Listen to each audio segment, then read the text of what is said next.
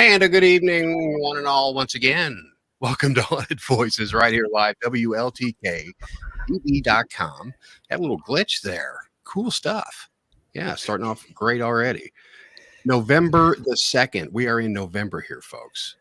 November. Already. It is getting chilly. Things are going on. It's that time of year. Halloween, the fiasco is now over. My goodness, but yet is it? Solar flares. We've got an amazing show. We're going to take you back to the basics again. Of course, joining us is Nicole Strickland. Hello, guys. And as you may see down there, we have got Paranormal Pete joining us this evening, along with Lynda Myers, and we are going to get together kind of roundtable style and talk over a few things here. You know, skipping some important announcements and all kinds of that stuff, because we just have to get right into this. This is going to be a learning lesson for me. You know, you guys know I retired from it. I forgot so much about it, and that's why these really help me. It's a great refresher. It really helps me out. It's like pumping gas. You just never forget. You know, it just stays with you. I don't know. I've had a couple accidents pumping gas. Well, then, maybe not for you. Yeah. It happens to the best of us when it gets all over the trunk like that. Now, we're talking about sleep paralysis is the paranormal. This is something I'm interested in. Now, sleep paralysis, that's when you see something, you're unconscious, you're asleep, and what you see some being, some creature, something happens, a shadow figure, what have you, and you supposedly freeze in your sleep, and there's nothing you can do about it. Who wants to go first with sleep paralysis? This sounds like something. Lynda, you have a story. Lynda has a story about it. You want to share your story? Yeah, actually, I was kind of glad to see that was on for tonight, and I actually looked up a little bit about it because I was kind of curious. And interestingly enough, it says most people, so I'm not sure where they get their statistics, will have two sleep paralysis incidents in their life. Well, I'm 2 for 2. So the first one was actually not terrible.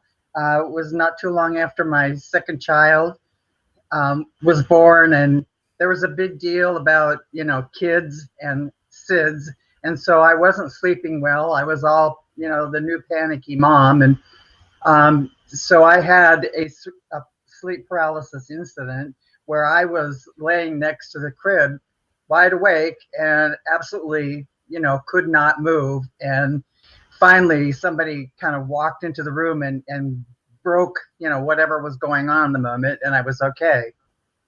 So that's episode 1. Not too bad.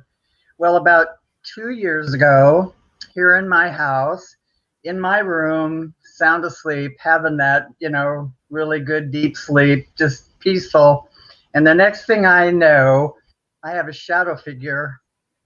I can actually visualize it coming into my room, actually coming onto the bed and jumping on top of me.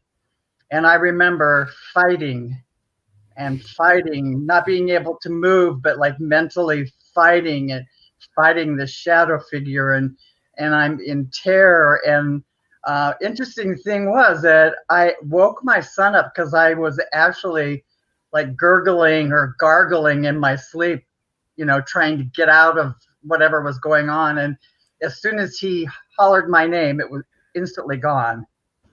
So it was like very interesting to me because, number one, I'm not somebody that really, you know, worries much about shadow figures. I mean, I've been around the paranormal enough, and I believe that they happen, but I'm pretty clear that my house generally is pretty clear. So I have to say for quite a while, I was pretty baffled at that experience. So paranormal or sleep paralysis, I'm still kind of on the fence about that one, only because I know a lot about some of the other side. But I will say, like, I'm pretty sure that the first episode was really that, you know, because one of the things that I think they talk about with causing sleep paralysis. Number one's anxiety and not getting enough sleep. And by golly, as a new mother, that was me. Right. But like I said, I'm kind of on the fence about the second one. I'm honestly not really sure where I feel with that one. Yeah, that's interesting. It's interesting how it happens during when you're just falling asleep, which I believe is the hypnagogic state, Yeah. or when you're waking up, which is the hypnopompic state. And so I Mm-hmm. find that that's interesting, but I think that we can potentially astrally travel to not necessarily other dimensions, but to other places when we're dreaming. So I'm wondering if there's like a leftover remnants of that, and that plays into sleep paralysis. But a lot of people argue that it's basically a physical phenomenon. But I'm wondering if paranormal phenomena can blend in with that. Well, then that kind of, begs another question to me. Are people that are more sensitive, psychic mediums, etc., are they more open to that kind of stuff? And does it then become a paranormal experience, or are we still looking at sleep paralysis? I mean, there's just a Right. lot of questions. That'd be a good study. Yeah, well, and I just to add to what Lynda's saying is, I think there's this big physical part of our physiology, our brains, how they work. Lynda mentioned anxiety. I think there's this huge physical part, but at the same time, there's so many cases that I think could be paranormal. But the question is there actual physical things you can test to see which way it is? Mm-hmm. And I think Right. that's the hard part. That's a good Finding question. the mass, Yeah. something that can be physically tested. You'd And we almost have to actually, oh, go ahead, Lynda. I was just saying you'd almost have to actually do some kind of a sleep study, paranormal subjects, period. People that were psychic mediums willing to, put themselves in that kind of a environment. And something that I found interesting too is that it runs in families. That was something that I had no idea, that a lot of times if somebody in your family, like a parent or another sibling, has sleep paralysis, you'll have it too. So that kind of ties back in for me where we're talking about people that have abilities. Mm-hmm. So if your abilities run in the family, and then maybe you have this sleep paralysis stuff, it would be really, really interesting to find out. I would totally love to have a better idea about the last experience. Like I said, I'm pretty confident the first one was, the new mom syndrome. But I can just honestly tell you that in that particular one, I'm a pretty tough cookie, and I was terrified. Wow. Have you guys received a lot of requests from clients that will email saying, well, what they're emailing is essentially describing the sleep paralysis? I would say for us, and I don't know, I haven't asked many other groups, but maybe I should. But for us in the last, I would say 2 years, I would say about 60% of the requests we get from private clients, there's some sort of description alluding to sleep paralysis. And I find that just so interesting. So I don't know. Well, we have an ongoing case right now with a mom that's having sleeping issues. And along with the sleeping issues, she's experiencing shadow people and being woken up instantly in the night. She's not having the paralysis, so to speak, but it just seems like sleep is a big key player in the problem that's happening there. Yeah. So, You said she had a lack of sleep, yes. and that, I can. That's a big cause. I mean, She says she goes to sleep, and then in like an hour and a half, she's awake. She walks around in the living room for another hour and a half, and then she'll go back and try to lay down for another hour and a half, and then that's when some of the stuff seems to happen. So I thought that I don't know that ties in to the paralysis so much, but it does actually make me wonder just how much, the non-sleep or the things that are happening. Here's an interesting thought too, before I forget. I know there's a lot of cultures that put a lot of thought into younger people's heads, children's heads, about the things that happen in the night. So I'm just kind of wondering if that even, not to get off track here, but there's just so much with this sleep paralysis thing, and it seems like you could go off on several different directions, and maybe all of it would come back, to center being how impacted we are by lack of sleep. That's a good way of putting it. I mean, there's so many. You have to look at like narcolepsy, certain medications that people are on. There's so many variables. Yeah, sleep is one of those things that the brain, if it doesn't get it, I mean, there's been some times where, for example, I start to hallucinate after a certain amount of time. I can only imagine what would happen if I went into a deep sleep at that time. And the sleep paralysis, I don't know if I've ever experienced anything scary, any shadow figures or anything like that, but I did have an incident when I was dreaming, and I had fallen into a lake, a body of water, and I couldn't move my arms or legs to swim. And then I sank, Wow. and as I sank, I woke up, but I just woke up like, oh my goodness, what was that? I didn't, have any other, is that some type of paralysis, some type of sleep paralysis? It could be. I would think so. Yeah. They say it Or happens the falling dreams when you're falling. Mm-hmm. Yeah. Well, they say it happens most often in the REM sleep too, and that's that, the place where you're actually most open. And I think when you think about outside influences, like anything that might be going on in your environment, that maybe you aren't hearing, but noises, Mm-hmm. And then your mind could, like the shadow figure. Who's to say my mind didn't create that because of something that I heard? I know it wasn't anything that I had actually read or watched. It was one of those days when I was just busy doing stuff with my kids. But it's like, how much of your environment, comes into play when these things happen? Yeah. How much of everything in our life shapes us?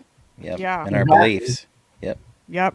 Absolutely. Here's another thought I want to add to this whole conversation.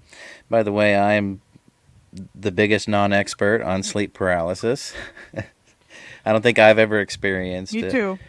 But, a lot of the cases that can be reported, and Nicole and Lynda, you may verify that, do you often find, because it takes place in people's bedrooms, and it's when they're sleeping, if there are high amounts of EMF in the room, does that tie in some way, and how does that react? How does the body react to that? That could be another side effect of exposure to high EMF, especially if you're sleeping. Yep. And if you're in that REM sleep, like Lynda's talking about, you're maybe the most open subconsciously. It may have more of an effect, which actually translate into a physical reaction. That's interesting. Yeah, very well said. We've actually, one of the things that we look for is what types of electronics are like near the bed. And almost always you have that alarm clock back there. And that, at least in my experiences, that emits a high amount of EMF. So that's a good point. Very good point. Yep.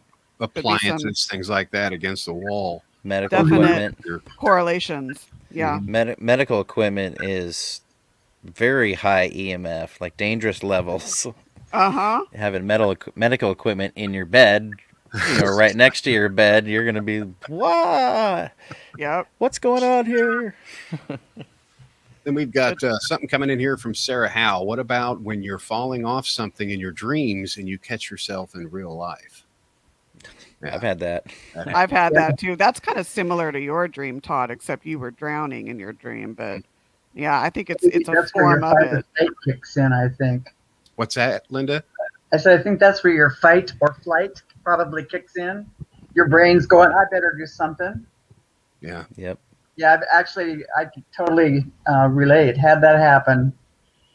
I don't want it to happen again. I know that. Yeah.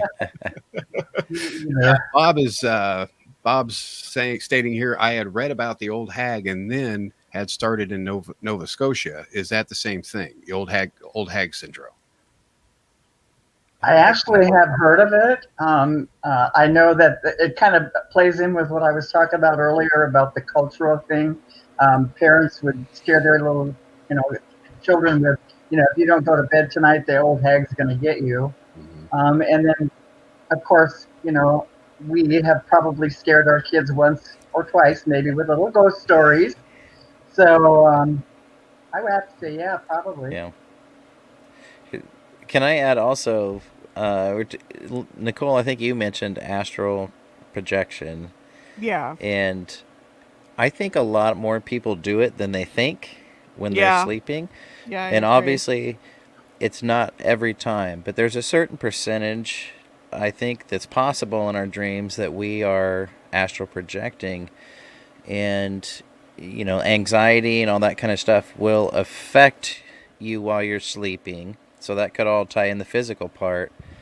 But I think some of it maybe you come back, but not all the way, and maybe that's why you can't move until the rest of your energy, wherever it went, slowly comes back, if it doesn't all come back at once. So maybe that's maybe far out thinking there, but to me, it makes sense. It does make sense. I think so. I agree. Those dreams where you can jump and then you go as high as you want to, and then you come back down and slam into your body. Maybe sometimes it doesn't all aim the right direction or something. I don't know. Yeah. 10% of it misses and 90% is on track. Yeah. Yeah. Totally.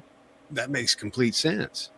It takes a while for your body or for your soul, your inner being, what have you, to catch up. Yeah. I like that. That makes sense. Good stuff. And we're going to take a quick break here, and we're going to come back, talk some more haunted voices. Check us out, WLTK-DB.com. Stay tuned. We'll be right back.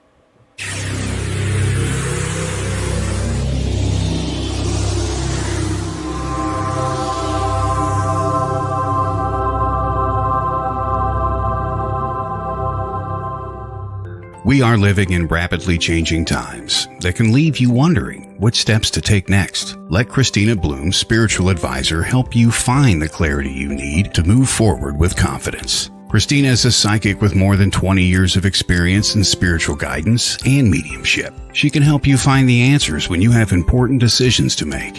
In addition, she also facilitates past and other life explorations and soul retrievals. For more information on Christina's services, as well as her extensive list of classes, please visit her website at ChristinaBloom.com. That's ChristinaBloom.com. To make an appointment or to book Christina now, send her an email, Christina@ChristinaBloom.com. That's Christina@ChristinaBloom.com.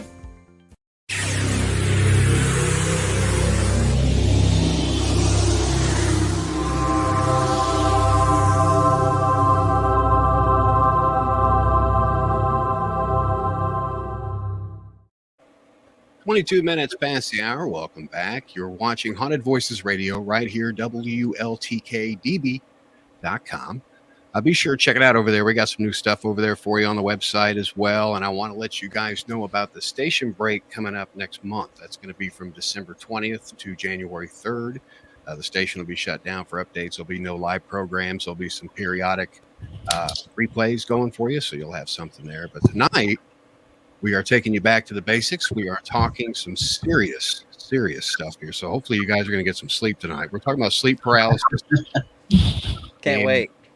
We've got Pete, Lynda, and of course Nicole's here with us those of you guys on the audio side that may be a little confused, we've got a round table discussion going here, and it's going pretty damn good. I think we're coming up with a lot of good ideas, theories behind some of this, because it's crazy, and it's something people cherish so much, their sleep.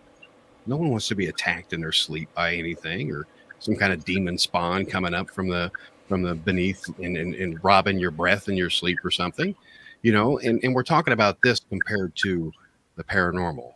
When is it paranormal? That's the question right That's there. the question. That is the question of the hour right there. I don't Interesting. know. Yeah, and like I said, I would totally love, for something like that to be studied. Don't know Yeah. how you would go about it, but anybody out there listening that wants to send Todd the information and anything that's happened to them, it would be awesome to share with the rest of us. Absolutely. Anybody listening as well, if you've ever had this experience, feel free.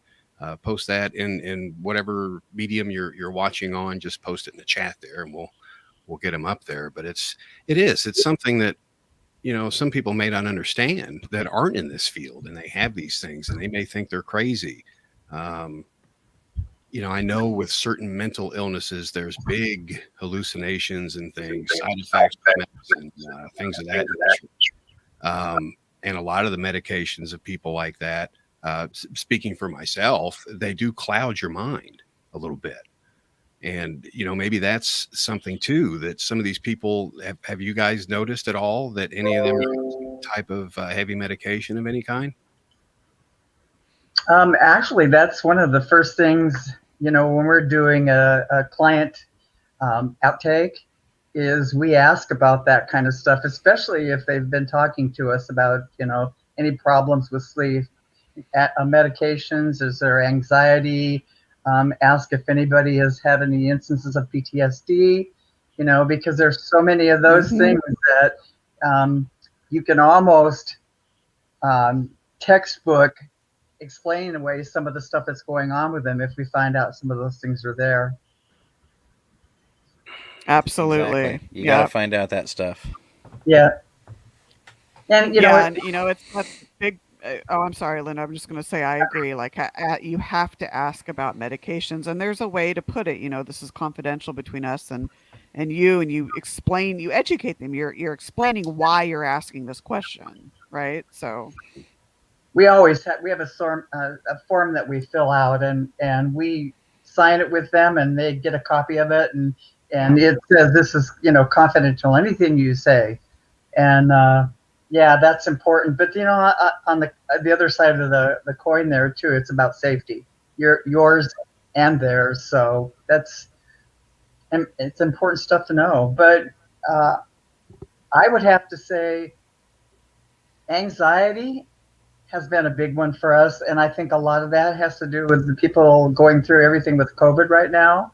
Yes. It's like you're not sleeping because you're worried about either that, you're worried about money, you're worried about jobs, and yeah, it's just kind of like this crazy vortex everybody's in right now. Yeah, it's a giant. It's just a huge keg waiting to go off. It just seems like everything's real tense. You've got COVID, you've got everything else going on in the world, the war talk, and just craziness going on out there. And it's tough to have a good night's sleep without thinking of junk like that, or have things like that happen. It's just it's one of those things where I guess you have to experience it yourself to really understand it. But I don't know. I cherish my sleep. I love my sleep. I try to stay in a coma as long as I can, but sometimes you just get those things that pop you up like that. But from a paranormal aspect of it, I got a huge question mark in my head. I wouldn't know when, because I don't know how the soul operates really. There's no proof. There's nothing tangible you can hold. So it's tough. It's based on word of mouth experience, really, I think. Yeah. That would that'd be almost something you'd have to actually catch either on camera, like say my case, for instance, a camera, aimed at the bed, and then this dark figure comes in or whatever, and then perhaps some audio. But other than that, I don't know. It's such a gray area about how paranormal or not. Yeah. Yeah, I mean, even like trying to measure brainwave activity with an EEG and looking at the type of brain waves at the exact moment that someone's having a sleep paralysis episode. Maybe there's some sort of not answer, but maybe that will open a door as well. Who knows? Yeah. I was just wondering if there were studies already out there of brain waves, maybe with people who have chronic sleep paralysis. That would suck. But Ugh, maybe yeah. there's people that have been monitored enough to where they have measured brain waves during that sleep paralysis. That would be interesting to find out that and what the analysis of that was. You know, what's the summary of what the scientists think? Yeah. Yeah. It'd be interesting to have like a psychic / medium panel and talk about something like this. Maybe, not necessarily people that have had the sleep paralysis, but be able to talk to some people that have and maybe find if there's any impressions they get, like he being psychic. Is there something that you pick up on that person when they're describing to you what the paralysis is? Mm-hmm. Yes. That would be interesting. Well, if I can, I'll share a thought I've had since I was a kid. And I don't know if it's right, but it might make sense for this conversation on more the spiritual side rather than the scientific, physiological side. Think about this. When you dream and you go places or whatever your brain does, because it's such a fascinating subject, what if those mornings that you just can't wake up? You know you're waking up, but you just can't. What if on the other side in your mind, you're not ready to go to sleep on that side? So you're not letting your physical body wake up. Same thing as if you can't fall asleep, it's because your subconscious won't wake up, doesn't want to wake up. Now that's See what I'm getting at? fascinating. Yeah, that's fascinating. How old were you when you came up with that? I don't know, I'm probably 7 or 8. Wow. I've just kind of always thought that. Wow. Yeah. I'm kind of blown away. The show I know. I'm sitting here like, what? Yeah. Thanks for joining us, Pete. We got it. That Pete, makes sense. the answer I don't right know. It's a possibility. That's just what I've always kind of felt, in those days where I'm like, I just can't wake up. Well, maybe it's because my highest self, my energy, whatever, is like not wanting to go to sleep, not wanting to go to the back of the stage, wants to keep going with whatever they're working on. So it's kind of almost an inner duality, I guess. Yeah.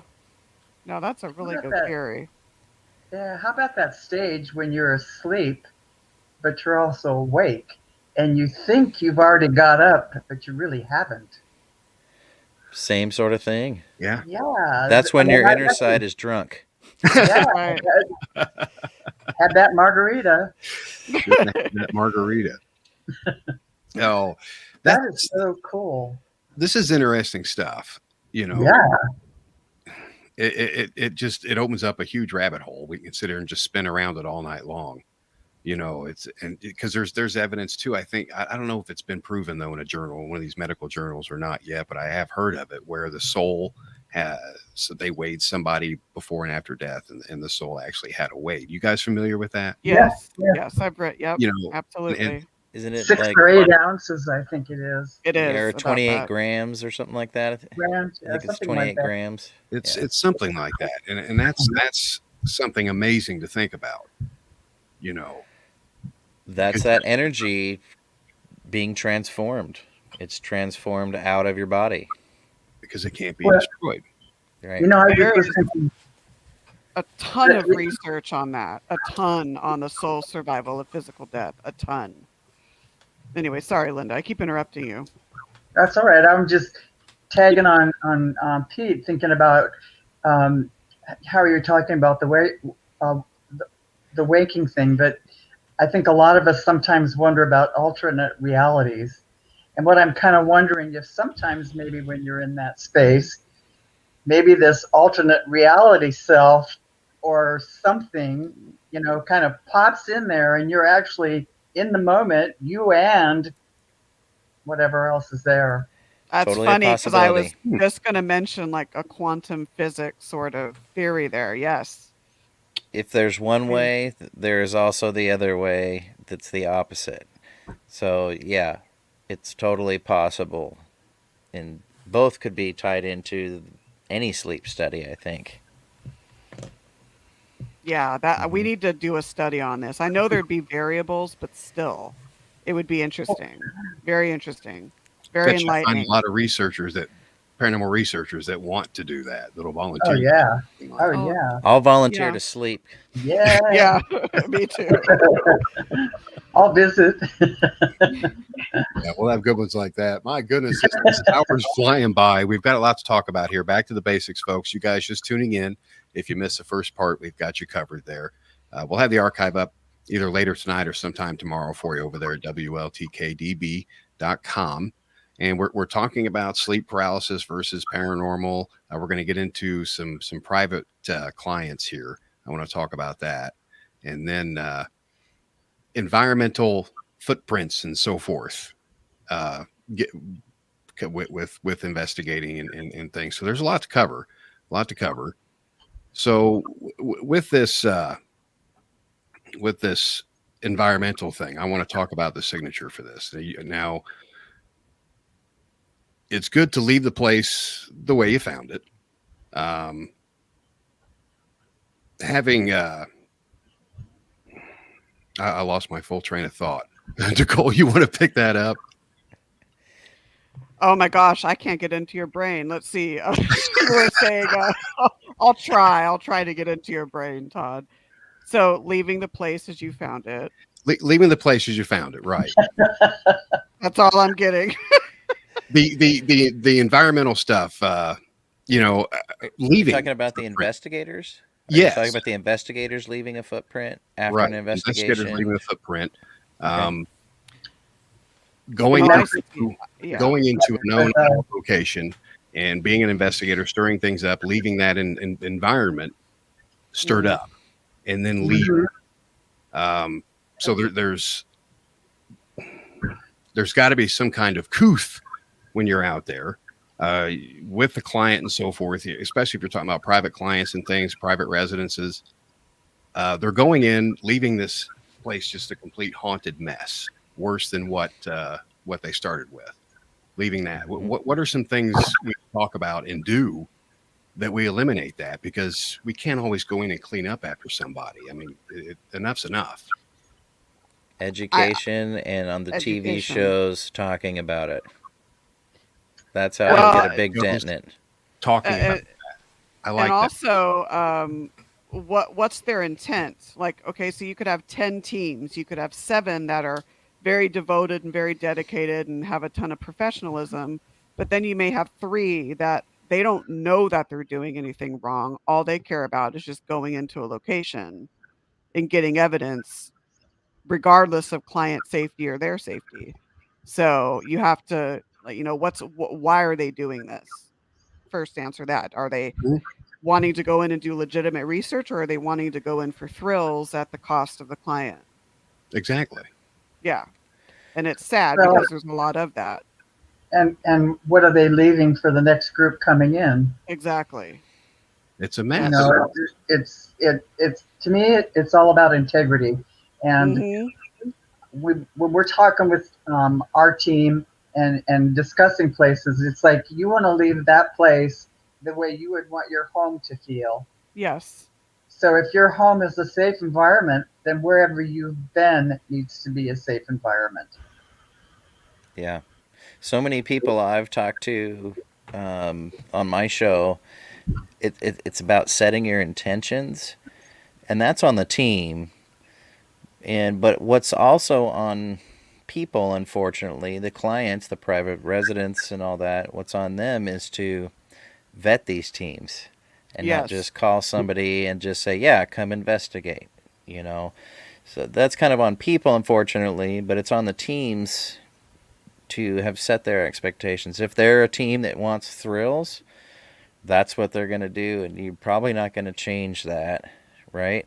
Mhm. You know, but here's a thing to remember that I've been telling people a lot is no matter if you're going for thrills or not, ghost where people wants to. Yes. And Yeah. you just have to remember that. And one, it makes things less spooky if you're trying to be in a creepy place. But if you just remember ghosts where people wants to, no matter if they're from that location or not from that location, if you just think of them like that, maybe that's just the simplest way to help not leave it a mess, because they understand you were trying to talk to them respectfully. But humans are involved here, so it all goes to hell in a handbasket quick. And two, looking at the clients, are the clients really interested in an authentic case study, or are they wanting a team to come out because they want to get on TV? Now that's an issue too. True. So it kind of like goes both ways, so to speak. But yeah, respect, reverence, integrity, education, very important. Yeah, it's an interesting thought. If you go into a client's home to do an outtake and immediately look at the TV and Ghost Adventures is on, say, okay, yeah, I know why I'm here. Yep. Yep. Happened more than once. Free Yes. Friday night entertainment. Yeah. Yeah, I can understand that, and it is. It's sad. It's sad. But what are a few things someone can do? I mean, they go in, they investigate. You use respect. Is there some kind of closure you guys do to keep the spirits at bay there, so they don't come with you? Or, is there Pete, do you psychically have them move on, cross over? What do you guys do? I say it out loud. I don't care what people think. Mine's pretty easy. I usually say thanks for sharing your space with me. I really appreciate it. You can go where you need to, but you can't come home with me. Mm.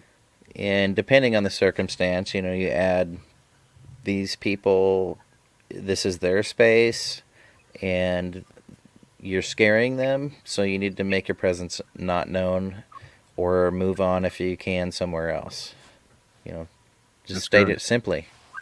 That's very similar to what I do and stuff on an individual basis, and then we as a team do as well. So we do like an opening, and then we do like a closing to kind of keep things intact, so to speak. Yeah, same here. Especially the closing part, because you want to have, you want the clients to know that you came in there to help, and that you can do some prayer work with them if they're spiritual that way or whatever. It's bless this house and keep the occupants safe, and please let the team travel home safely, without anything. And yeah, it's so important. This is where like step-by-step education is key too. You're not only educating the clients as to what you're doing and why you're doing it, but you're also educating the energies as well, assuming they're intelligent. So Right. you're kind of giving them a glimpse into what you're doing and why, as well as the clients. So Yeah, and Pete, I'm curious, when if you help them cross over and so forth, has that really calmed down the haunting at all, or did something else take its place, or did you rid the home? Have you ever cleansed the house completely of? Well, to be honest with you, I don't move things on. I Okay. don't do anything like that. I don't feel it's my place to do that. But if things are unruly and being jerks, you may just try and, enforce this is somebody's space. If you can't move on, you need to be unknown. Don't make your presence known, because I don't know that it's my place to move things on, so I've just kind of not got into that at all, because I don't think I'm supposed to. Mm-hmm. Yeah, I've heard some mediums do, some like you don't. I agree with you, Pete. I absolutely agree with you, 100%. Thanks. Yeah. Definitely. that's just my approach. Other people do move things on, and Yeah, I agree. I don't either. But I know that there are people that do it, and the people that I know do it in a respectful way. Um, And mainly it's to help whatever is going on with the client. And generally, I would say most of the time, the spirit is ready to move on anyway. Or they're desperate to. They're desperate to move on, and that's why there's so much activity. For those listening out there, one thing I heard once that I think is a really good way to do it is to, if there's a spirit, to ask them to listen for their mom's voice and follow it. Yes, that's good advice. If you're stuck here, listen for your mom's voice. I like follow that. It. I like that a lot. Listen to your mom's voice. That's peaceful. It's inviting too. So, no, that's well said on that. Yeah, there's a lot of bad out there, but there's also a lot of good. We'll make these strides as we get there. But I wish that the generation coming in the best of luck. It's tough. It's tough. It fried my brain, folks. Brain. Who knows what the future holds for paranormal research? The more and more wireless signals are out there, the more and more electronic devices are out there. Is that going to be creating more activity? Just from more EMF out there? Who knows what the future is going to hold? The last 100 years, things seem to kind of really get going, at least from the spiritualist movement. Who knows, man? Hopefully somebody will invent a device that says, oh, that's a ghost. That's one of these days. Yeah. That'll be the day. That'll be the day. And I think people were a lot more open about having abilities too. 20 years ago, would you have told somebody that you were a psychic medium? Probably not. Now, if you tell somebody you are, it's like, oh, that's really interesting. There's no judgment, not like there used to be. Yeah, it's definitely more of the norm now. Mm-hmm. It is. And are they all the real meal deal? Probably not. But I think, most of us have a pretty good feeling when they meet somebody. Is this somebody that's, I can trust and respect and listen to my intuition? And then there's the ones you're like, run. Yes. Run away fast. Trust your gut on that. Absolutely. We've got some new people, and boy, we really tell them a lot about intuition. It's like, if your stomach is hurting and you're in this situation, leave now. Intuition is so important. Common sense. Lynda, you were the one on the last time we had you on the show. You said one of the first things, unless I think I got this right, you said one of the first things that you talk about to new members on your team is developing your intuition. Absolutely. That's the foundation right there. That's utterly important.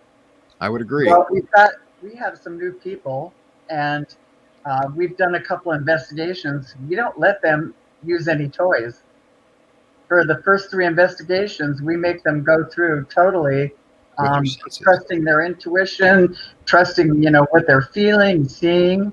And every single one of them have been grateful that we started with that, rather than, oh my gosh, here's the toy, look at this cool meter, and I think you're going to have a better investigator when you start that. Oh, yeah. I would agree. Oh, yeah. We are running low on the time here, and I want to get some things out. Pete, you have a show coming up.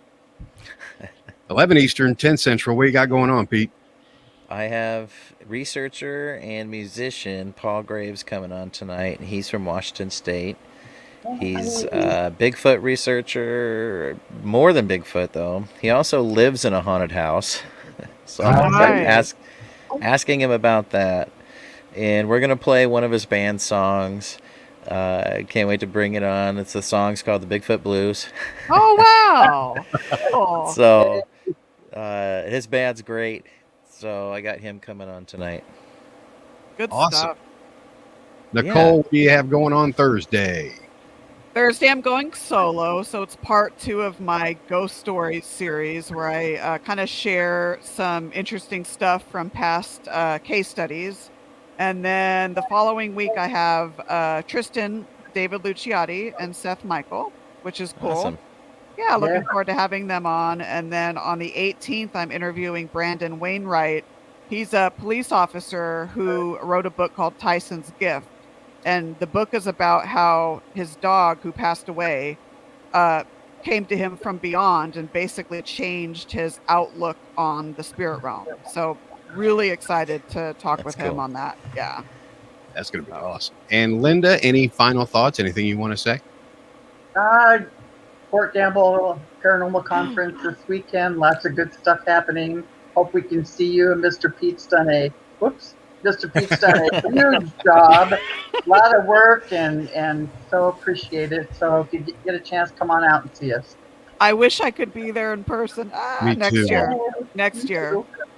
There you go. Yeah, we'll have you next year. Happy to have you there. Be a fun time. And I want to thank each and every one of you for taking time out of your schedule to listen to us live tonight. If you missed the show, it's going to be up there later on. You'll be able to find that on your podcast outlets and things of that nature. It's easier just to go to the site. You don't have to do the searching. We've already done that for you. Just click on the on-demand audio.